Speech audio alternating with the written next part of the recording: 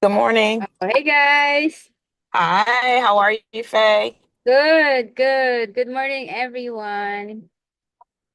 I'm driving, Glad so to at some see you point I all may guys turn off jump my phone. in on here. Let me make sure I get to see all of your faces right here on my screen. Give me a second. Faye, I'm There you driving, go. so Now I I can may. see you. Can you hear me, Faye? Awesome. Yes, I can. Leslie, Steve. Good to see Morning. you.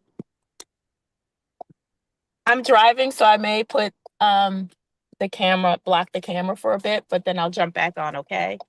Oh yeah, no problem. I Thank you. got you. Thank you. Let me rename myself so that way you don't It's not me, it's not Johnny. But Johnny's gonna be, um is not gonna be joining today because he's gonna be in a conference getting some more knowledge for us guys. But anyway, we'll just hang out and have our usual coffee hour this morning just to check in with you guys. What are you guys up to? Any updates on your side? What's going on in your market, anything you wanted to share and things like that. And yeah, I think we have a new joiner, Mr. Trotwine. I hope I'm pronouncing it right. You But nailed it. I say anyway, thanks. Just call me Steve or Fish. Steve. All right. Hey, Steve. Great So seeing you. yeah. Tell us a little bit about you. What do you do? And yeah, your markets that the markets that you're investing in and whatnot. I'm the director of military lending for Intercoastal Mortgage, which is the largest local mortgage lender. Got to know Johnny through some common clients coming up here from Maxwell Air Force Base in Alabama. First time Mm-hmm. I've been able to attend this coffee. I look forward to it. Thank you for having Beautiful. me. Beautiful, beautiful. And yeah, I hope you can drop your information in the chat box too, so we can, share it as well on how people can reach you, things like that on socials.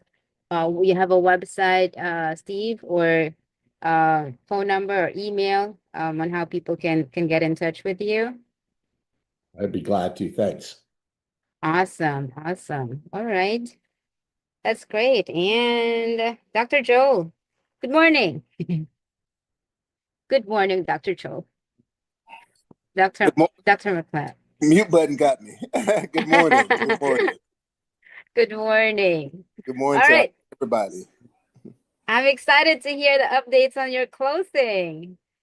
Yeah, I got the first one closed a week and a half ago, and got a tenant in there already asking about how I want to receive my next check, and it referred me another tenant buyer already. And I'm Mm. actually meeting with a potential tenant buyer today. He saw the house yesterday, the second one that I got on the creative finance deal at 2.2%. And he wants to talk about purchase options. He liked it yesterday when he saw it. So we'll meet with him this afternoon. So hopefully we'll be closing again pretty soon. Wow. On a roll. Yeah, yep, yep. Let it come. Congrats, congrats. Awesome. All right. We'll have Darius.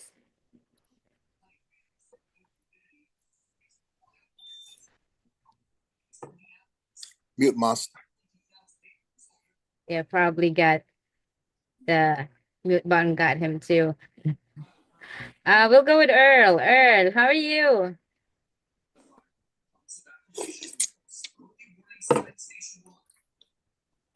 I'm doing just fine. Nice. Any updates on your side? What's going on? What are you up to? The Question. meeting with Johnny was canceled yesterday, so we had to Oh, reschedule. oh, okay. Anything that you need or questions you have right now that we can help you with? No, I think it just the one-on-one probably covered the outline, which direction I'm headed in. All right, if you have time after this coffee hour, I'll jump in on a call with you and then we can chat a little bit and see Okay, if I that'll be can help fine. with it. Awesome, awesome. All right. Jay. Jay, you in there? Hello.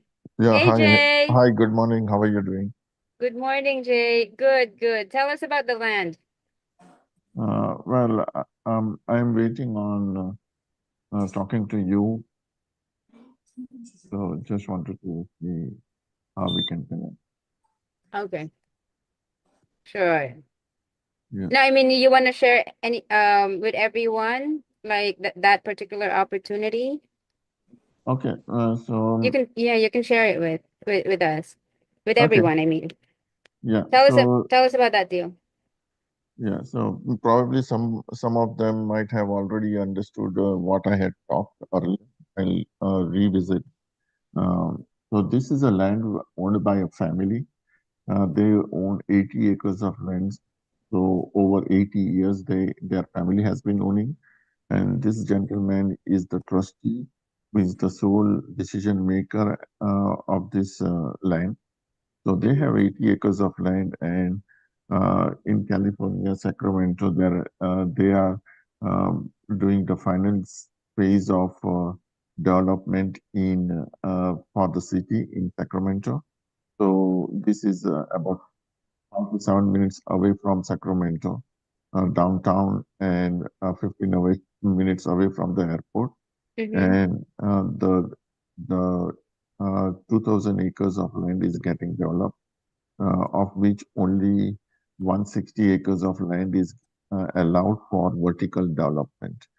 And this is just closer to highway, uh, um, which gets into it. And this 160 acres of land is a perfect square, and of which each of them is the entire 160 acres is divided into 40 acres of 4 lots, uh, and uh, they are a perfect square, and one edge of each um, 40 acres is on the face is along the river side, so or a canal, wherein there is a 2-lane uh, road that goes along this edge. So, and this is midway between Bay Area and Lake Tahoe. Now, the way I am looking to move forward is either to partner with the developer or a private money lender or someone. This land is mixed commercial use, and the seller is motivated to sell because the other family members, they are in need of money. And so ideally the seller would want to hold on to that land, to both the land for development. But he have enough finances to hold on to both, to entire 80 acres. So half of it, 40 acres, is planning to uh, give away prior to entitlement. And Mm. so what I was thinking of, and myself and the counterpart who is directly uh, connected with the seller, uh, so me and him Mm-hmm. were either planning to get a wholesale fee out of it, or secondly, um, so he is looking from the seller side and I am looking from the buy side. But since we have not been able to identify, so I propose that me and him get together and make an offer. So it was appraised at 15 million in 2023 August. And since then it has been going through the entitlement process, which will get completed, for which they have a final meeting in June of this year, and it's Mm-hmm. likely to get over by August of 2025. So what myself and him were thinking of getting an offer. Mm-hmm. Um, so my LLC and his LLC will get on uh, will uh, uh, be the partner or another LLC, which will Mm-hmm. be holding this land, making an offer to acquire the land on seller financing. Mm-hmm. We are hoping to acquire it at 1/3 the price of what was appraised. So it was appraised for 15 million. I am looking to acquire it for 5 million. And just having this, and then right after the entitlement, we are looking to um, uh, go for um, refinancing.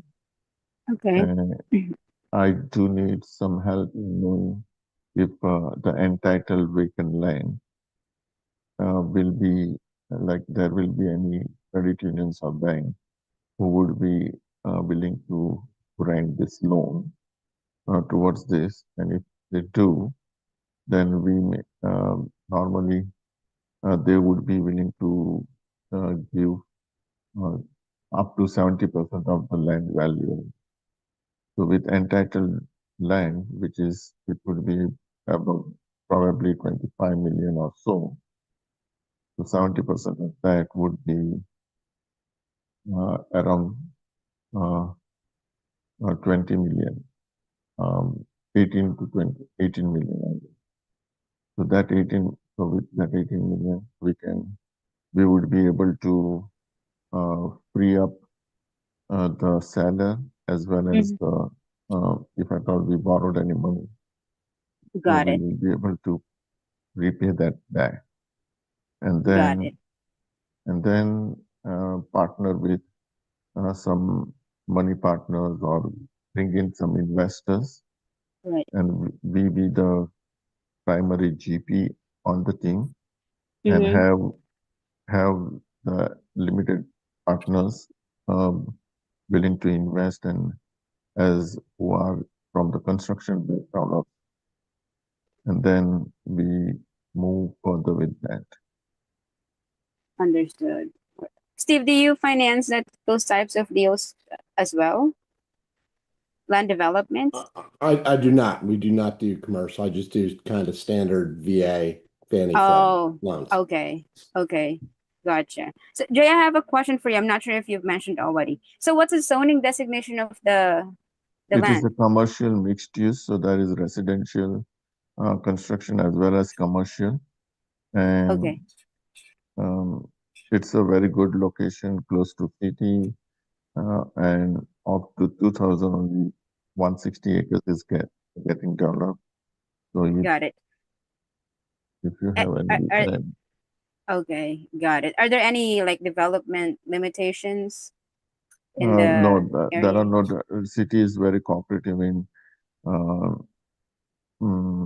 cooperative in issuing the. So now the thing is that city has undergone the entitlement. They have already done the EIR report, and it seems that all the utilities and everything is brought up the land. So everything is ready. Mm-hmm. Probably the surveyor report is also ready. So Got, hoping that everything is streamlined, everything we should yes. be able to do it. Yeah. We wish you best of luck on that. Has this is the seller considering like um doing like, financing it? Seller, yeah, so seller is um, very much cooperative in the sense that Mm-hmm. the seller is also providing an option, like should the entitlement process do not go through, he is Okay. willing to have the land back, but Mm-hmm. his option is first sell it, should the entitlement. Gotcha. All right. And I think would be the next step is to, speak with the seller and see how you can develop like an investor offering together so that you can start raising capital for it for the land development and then start with the one I mentioned in terms of like doing or selling an off plan project So Mhm. start building it and then having investors who are actually buyers to start purchasing the pieces of units that you guys are building in there, whether it's commercial or residential. And then so you don't have to worry about like, I mean, not worry, but in terms of like you already have the capital coming into it as you build the property. Right. Probably, Joel, do you think any kind of creative angle to this anywhere to make it? Yep, absolutely. So you know, having a development plan ready, and so that there's two ways. One would be having investors come in to the deal, and then the second one is actually having or attracting buyers to purchase the units that you are building even prior to having it built. So that's what you know consider the off plan um, marketing. So they're already paying for the unit as a buyer while you're building the property. Yeah, but just the initial acquisition. The initial Uh, acquisitions would be more of like you creating an investor offering, like a projection of how much you would offer for your investors, as they would, you know, it could be for not sure about Sacramento, but you can do like accredited and non-accredited, but it seems like this one would be more for accredited investors. So you'll mhm. have to check on the legal side too, on how you're going to be structuring it, and based on your projection on how much this would be earning or cash flowing, on a monthly, that's how you will base your investor offering to. Plus, of course, the appreciation of the property once you have built something in there. So Okay. we'll dive deep into the numbers. There's a lot of numbers we'll have to check on that. Hey, Yes, Faye, yes, I Leslie. have, You have I have any? a, I have a question for you. Go ahead. Um, about this. So you said it sounded like it would be more for accredited investors versus non-accredited. Can you explain a little bit about kind of what determines that? Oh, Is it the sure. value of the Sorry, you got cut off.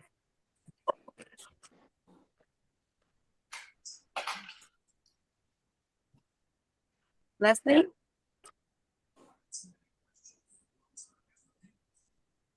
Hmm. Mm, probably it's her signal. What I got is explain accredited versus non-accredited.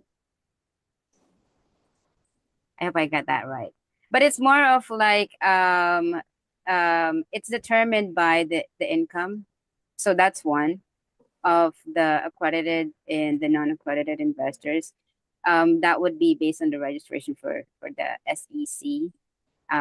It's you know the 506B. Not sure if I'm explaining it right, but more of accredited investors, they have access to private offerings, and the non-accredited, they have limited access to it. The verification required for them, it would be you know the income docs, third party, and for the non-accredited, often they're not required for it. And for in terms of like the risk tolerance presumed higher for the accredited and needs more protection for the non-accredited. Dr. Joe, if I'm explaining it confusingly, just you know, feel free to jump in. Yeah, And there, go ahead. I think the income level. I think you have to earn Mm, $200,000 at a least. year for to be an accredited investor, or have I think assets of 300,000, something like that. I may be off a little bit, but I think that's a cutoff Mhm. there. And there's one other criteria other than income. I can't remember what it is, but I know the income is definitely a criteria. Yes, yes. So it's like you get to register yourself in the SEC for these types of, you know, investment. But let's just say accredited investors are more like has more access to capital. Let's just put it that way. And non-accredited has lower tolerance in terms of like you know investing into these types of deals. But it really depends on the on the property or the investment, I guess. if the operator requires to, or only required to have like private capital, or like, non-accredited, that's fine too, depending on how you're going to structure it. It could be just a straight equity or straight debt, or like what's the other type, promissory note. So it really depends on how you're going to structure it. So let's just it you'll basing it on the actual deal and how you are projecting the deal. And yeah, I hope that answers your question, Leslie. She But just came on. Now you got to answer it again. I'm so sorry, Faye. I'm so sorry. It was a bad connection and I totally got kicked out of the call. But my question was, so you had mentioned that it sounded like his deal was more for an accredited investor versus a non-accredited. And my question was, how do you determine, which type of investor can come in on the deal? Is it based on the value of the project itself? well, it depends on the operator actually. But with the land development, it requires much more capital versus if we are, how we do it in the multifamily or like already existing or already built properties. Okay. It's so that's why assuming that it would be much more ideal for accredited investors because this is like building from ground up. Accredited Understood. investors, it'll be more, they have access to more capital versus the non-accredited. But I was saying it would also be depending on the operator if they'd be open if they'll open if they are willing to open the opportunity for non-accredited too, and just structure the deal the way it would be like either a GP or like a straight equity or Mm-hmm. promissory notes, or other ways of creatively like financing it, and then structure their investor offering depending on how much they're projecting the cash flow and the appreciation of the property as they build on stabilization and as well. So yeah. Understood. So Okay, yeah. perfect. Thank you so much, Faye. I appreciate that. Thank you. Okay. This time you hang on. The Yes, internet hopefully. hang on. I'm driving. I'm driving certain areas. I just completely lost signal, but I'm still here. Oh, I got you. All right. Tell us about what you're up to, Leslie. Absolutely. So I know that you and I are going to get together on the branding piece, and for Yes. for my husband and I, it's just jumping back in and really focusing back on our target areas. For us, it's still West Virginia and the Buffalo, New York area. So Mm-hmm. just really getting back and working that underwriting muscle again to focus on some properties for us, and to really kind of land that we're still focused on our first deal. Nice. How many units are you looking for again? So initially it could be two to four initially. Okay. And traditional financing, VA? It's going to be more than likely it will be VA, but if we could also do traditional financing as well. Got it. Okay. Well, we got Steve right here that may be able to Yeah. to assist us on that side. Now, does Steve just handle Alabama, or is he open to other areas? I've got, I think, 17 states now. Okay, perfect. Okay, fantastic. Virginia primarily, but Okay, don't cover them all. we're in Montgomery County in Gaithersburg, Maryland, so not too far. Wonderful. Do a lot of Nice to, business in Maryland. okay, awesome. Great, Nice to great meet thing you. about Maryland is there, unlike Virginia and most other states, there are no transfer taxes on refinances. So now we've got kind of artificially high rates. Uh-huh. Um, when the Fed has its foot on neither the brake nor the gas, we go to normalized, probably call it mid to high fours. Uh-huh. And since you're in Maryland, you can refinance quite economically when we get to that point. Okay, fantastic. And did you drop your information already, Steve, in the chat? Yes, I did. Okay, I'll take note, and definitely will reach out. Eager to help. Awesome. Okay, thank you. All Thank right, and you. Steve, I have dropped as well the link for you to join our REI Genius School community right there. so we can have you inside the community too right after this call. Thank you. Yep. Any questions, you guys? Anything you wanted to? Oh, Darius, we haven't, Can you hear us? No. All right. Well, Steve, I guess I have a question for you. Can you tell us a little bit more about, the process for those that are not familiar with and are watching us on YouTube, and who wanted to learn more about their access to VA loan and things like that. Just a little bit of how to get started on that. And give us a 360 view of what the process would be like and the requirements and things like that. Sure. So my primary market is for veterans PCSing. I believe I'm the only loan officer in the country focused on that, and all the niche nuances around that, right? Too often, even when we get 05s, 06s, they have in mind, okay, my BAH is X, what can I rent for that? So my business partner and I are total nerds. Our entire work is around the mathematics of rent versus own. So we do, we're primarily focused on active military PCSing to DC or many of the top bases around the country. But we do a lot with retired as well. Right now, VA interest rates are probably 3/4 of a point below conventional rates, which is helpful. And in many states, you can refinance easily economically when rates drop just a little bit. So eager to answer any questions folks have on VA loans, on or offline. I've enjoyed working with Johnny on this as we've gotten to know each other. I have a question, Steve. Sure. I work with my target is pre-foreclosures right now, and I come across a lot of VA loans. Unfortunately, veterans are going into pre-foreclosure.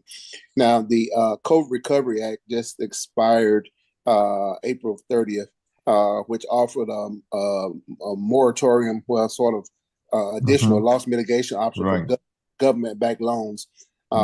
Particularly FHA and FD. Yeah. And did the VA also well, they extended that until February 2026. And I was wondering if the VA had additional loss mitigation options that sort of help keep some of those veterans from going into foreclosure. Did they extend theirs? Because theirs expired April 30th as well. I have not seen an extension of that. Again, I'm kind of on the front side, the underwriting and the other side of that. But I'll tell you the one of the biggest misperceptions out there is in the VA space, the primary investors out there, call them Penny Mac, Freedom, New Res, Mr. Cooper. The last thing what they want to do is take back the property. It's messy. They don't want to do it. So one of the important things to look at when the loan is underwritten is what investor do you match up with, right? Because there's some who are, I'll say, sharky, okay? Right. But if you go with the right one, so I'm not representing one investor or one bank. When a client of mine is executing VA loan, it's almost like eBay. I go into the capital markets and I'll have up to 25 different investors bidding on that loan. And, as you can tell by my hair, I've been doing this a while, kind of learn which ones, it's not a commodity. It's not just which is the lowest rate or the best price to get there. Sometimes the quality of the investor can make a difference. Okay. Things are moving so fast right now. I mean, it's true chaos, right? Every day when Trump uses the T word, tariff, right? It just sends the market into a tizzy. What you're seeing today also is even though the equity market has recovered well the last week on some better trade outlooks, you'll see the bond market went the other way. Interest rates have risen. You know what that's telling us, folks? It's telling us that the market does not like this tax plan. The arithmetic does not work. Our deficit and debt will increase. So we need some sobriety. We need some truth to power here, Yeah. right? And we need to get our big books in order to get rates down. Scott Besson's right. His report card should and must be the 10-year Treasury. It's not working right now. I have another question too. Thanks for that answer. Sure. Does eligibility for a VA loan have anything to do with the applicant's credit worthiness at all? And do you have people who are ineligible to get VA loans? Great question. Eligibility is really based on certificate of eligibility, entitlement used, being able to do multiple VA loans. You can only use that VA loan to buy a primary home, right? One that you are living in. However, once you do make that purchase, you can turn it into an investment property. And most importantly, you can refinance, right? So if you buy a home today with a conventional loan, let's say you do 3% down, you turn it into an investment property, fine, loan stays intact, but then you move out, you turn it into an investment property. Interest rates fall, and they will, just a matter of when and how far. You cannot refinance that property until you have 25% equity in it, okay? And the interest rate on that is going to be higher than if someone's doing a loan to buy a primary, okay? One of the most underappreciated aspects of a VA loan is, you can do that purchase with 0% down. Sometimes it's smarter to do 5 based on VA funding fee, whether you have any disability on your COE. But you can move out of that property, have it be an investment property, and you can refinance just like it's in a primary. You don't need to have 25% equity, and rates for you are as low as they would be on a primary. So to your question on credit score, the bar is also lower there. Usually in the conventional world, to get what I'll call non-mafia pricing on these loans, you've got to be north of 620. In the VA world, you can usually go down to 580 without getting hit on price. The other point is, if you're doing a conventional loan, your rate is going to be meaningfully better, right? If you have a 800 credit score than if you have a 660 credit score. In the VA world, there is at least with the better firms, there's very, very little difference. So a client of mine with a 660 today is probably going to get the same rate and price as if he had an 800. Okay. Does that answer that, Joel? Yeah, I was sort of hoping that you had people that were being denied for VA loans, because I do creative financing and provide affordable homes for people who have weak credit scores. And well, I do. I mean, that happens. My team and I joke about our clients who roll 6/8, meaning got a couple that each has 3 credit scores and all begin with an 8. Most of my clients who are coming out at Air University at Maxwell down your way, right? They're usually rolling 6/8. But I've got many that don't. So take my number, Joel. Let's talk on the outside. Gotcha. I will have those opportunities for you. Okay, great. That's awesome. Steve, is there so there's VA funding fee, right? Can that be rolled into the loan? Yes. I've never, I've done hundreds of VA loans. I've never seen the VA funding fee not rolled in. Okay. The VA funding fee is going to differ. First of all, if a veteran has any disability on their COE, they pay 0 funding fee for life, even if it's just 10%. Just financed a client here in Great Falls who was getting a whopping $171 a month in disability. Didn't really notice it kind of thing. We just bought a home in Great Falls, and that 10% disability saved him $60,000 in his funding fee. So lesson there is when a veteran separates from the military, you got to jump through those hoops, okay? Because almost anyone comes out with at least 10, right? But you got to jump through Yeah. some hoops. It's a valuable benefit coming out of the VA. But I'm sorry, your question on those, oh, on funding fee. Mm-hmm. So if the biggest mistake I see veterans make is they rush into the zero down option. The 0% down payment is often a good thing to do. However, if a veteran has no disability on their COE and they have done a VA loan before, so they're doing what is called subsequent use the next second time and out when they do a VA loan. The VA charges a funding fee of 3.3%. Too Mm, many people in my business kind of slough that off like dandruff and say, oh, but it's rolled into the loan. Doesn't matter. It matters a lot because that's a 3.3% debit against the value of your home, right? If you instead come up with 5% down, your funding fee drops right. from 3.3% to 1.5%, right? So it's about a 40% difference. So we joke with our clients who've already done a VA loan, hey, whatever it takes to get to 5%, right? Borrow from your Right. TSP, borrow from your 401k, turn over your couch for change, knock over a liquor store, whatever you need to do. We need to get to 5%, right? Because it's an instantaneous 40% return on Exactly. your money. So that's more than you Exactly. wanted to know about funding fee, but it's important that every veteran look at it because too often, and I'll let them remain nameless, some I'll call them veteran targeted lenders just like to say zero down, zero down, zero down. Sometimes it's not the right solution. Right. Well, that's there's bombs right there.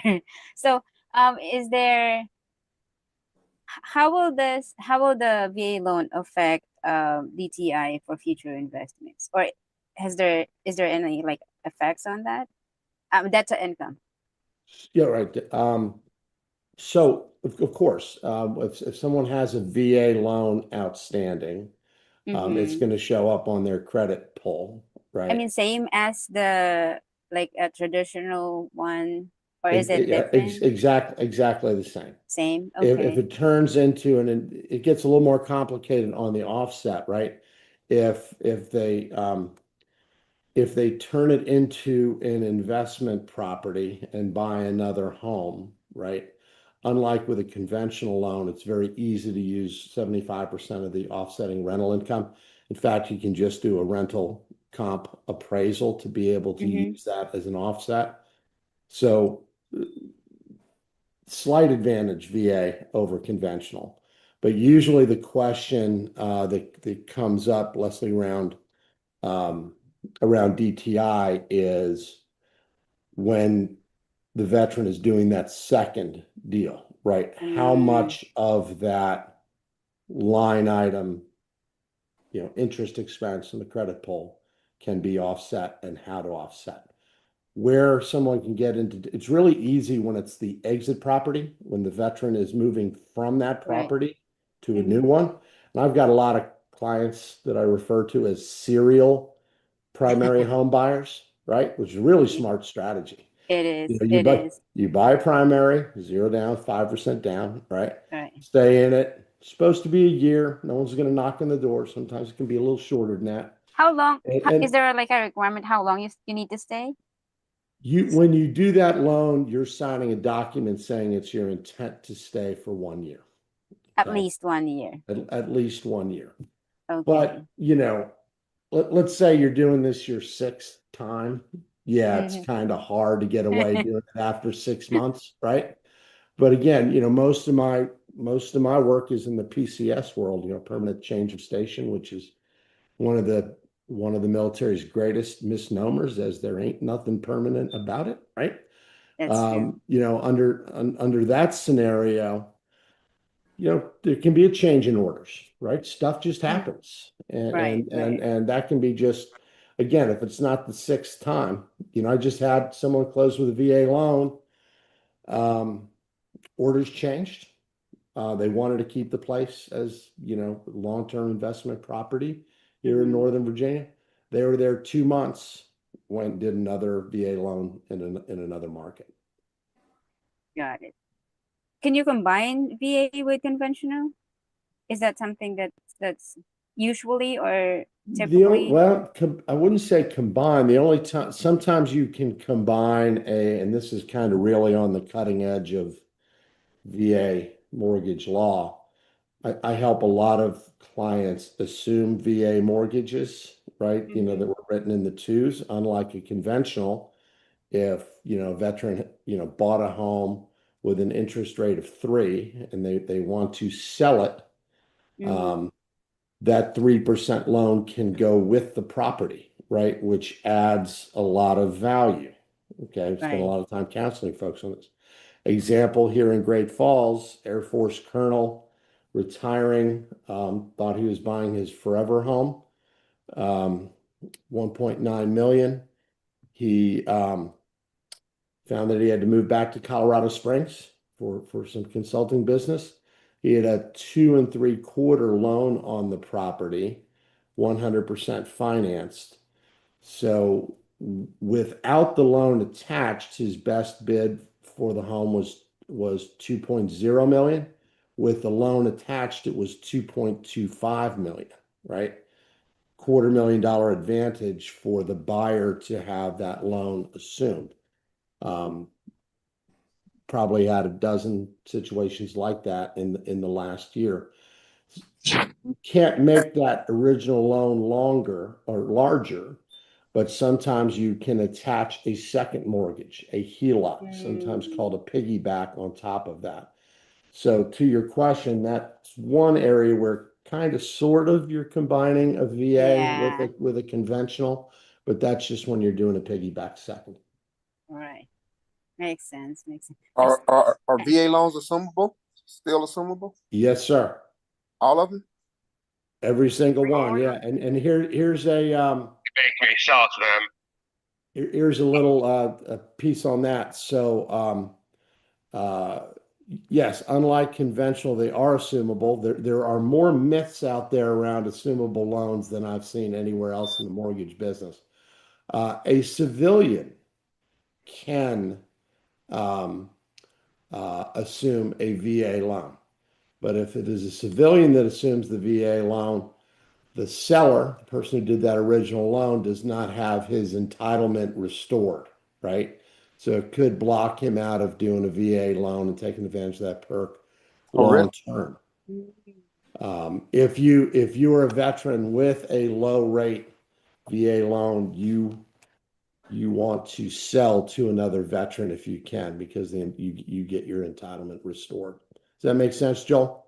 Yeah. So if you sell mm, to another veteran, then you can have that taken off of your, I guess, your VA credit. Yep, right. your COE, your certificate of eligibility, right? Okay. So it's restored. But if you Yeah. sell to a non-military person, then it's forever gone. As long as Well, until or unless that buyer of the home were to buys it. refinance or sell the home without the attachment. I got you. Oh, I'm gonna ask the hard, a hard question. Are there any like audit risks in the VA if the VA suspects using the loan purely for like investment purposes? I'm sorry, again, please. Are there any audit risks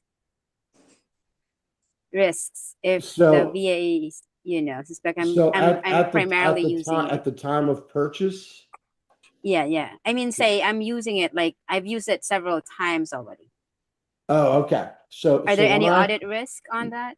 when I pull up a immediately after application, one of the first things I do is pull the client's certificate of eligibility that shows what other VA loans they've done, which Mm-hmm. ones are outstanding, and very often leads to a fairly complicated calculation of how much more VA loan can that veteran who's got another one or two VA loans out there do, right? Mm. And a lot of that depends candidly on where they live, right?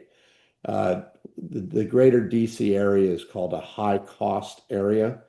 And if I have someone moving, to use the same example with Joel, if I have someone moving from Air University at Maxwell up to Northern Virginia, they have a ton of entitlement, unless they bought over 800,000 down in Montgomery. That's pretty hard to do, even in Pike Road, right, Joel? There's just Right. not a lot of that going on. Here it costs 800 to get running water, right? So it's easy for that veteran who's moving from a low cost market to a high cost market. But if I have a client who has a loan in Northern Virginia and they're going to, some areas that even seem like high cost, but they're not categorized as such. I'll say Colorado Springs as an example. Very often, if that original loan up here was for more than $806,000, and most of them are, the veteran's blocked out from doing a second loan. So it gets complicated there. Just, store my phone number away. Give me a Yeah, call I think when those that's come up, because it's really quite nuanced. that's definitely the best next step for everyone. I'll share with you guys the contact information of Steve, and I would love to have another session with you and probably get on to learn more about it, the process and everything. But yeah, if you need any help on that side, I'll share Steve's information and get him on school to get into our REI Genius community as well. And I guess we need to wrap it up a little in a few minutes. Any questions, guys?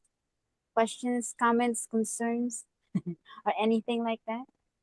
Hey, Steve, would you like to come and talk to the local REI meetup that we have once a month here in Montgomery? I'd be eager to do it by Zoom. I don't get down that much. Oh, you're not in Montgomery. No, I'm in Northern Virginia. Oh, okay. I usually, but this is where we got to keep in touch. I usually get down, I rent a house in the aforementioned Pike Road, back behind Sweet Creek Barbecue, if that makes any sense. Oh, yeah. To you? Back behind Sweet Creek. I usually come down to the market once a year, usually January, February, to meet with officers and kind of take them through the arithmetic. Gotcha. Yeah, I do a lot of business out of Montgomery, but I'm a Virginia guy. Gotcha. Great. All right. All right. So happy you joined us today, Steve.